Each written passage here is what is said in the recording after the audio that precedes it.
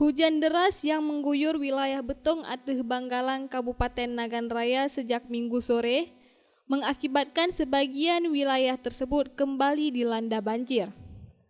Air bercampur material lumpur yang turun dari pegunungan tersebut dengan cepat masuk ke pemukiman warga. Selain itu juga, air yang cukup kencang juga membuat jalan nasional yang menghubungkan Kabupaten Nagan Raya dan Aceh Tengah juga terhambat. Akibatnya, akses lalu lintas di wilayah itu tidak bisa dilalui. Saat ini banjir telah merendam 3 desa, diantaranya di Desa Blangpuuk, Kuta Tengah, dan Desa Babah Suak, serta Puskesmas Betong Ateh.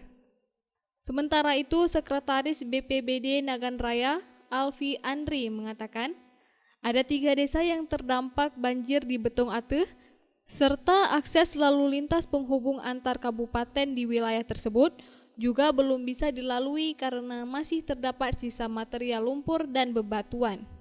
Akibat dari hujan deras, memang airnya meluap, kemudian ya turun dari gunung tuh melalui sampai Puskesmas ya, kemudian melewati jalan nasional dan terus ke tempat pengungsian warga. Terjadi dampak akibat banjir itu sekitar 3 desa.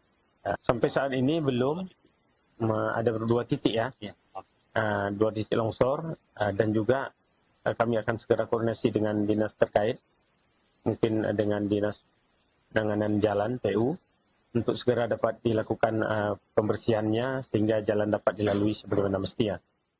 Dari Nagan Raya, Orian Saputra melaporkan untuk Puja TV Aceh.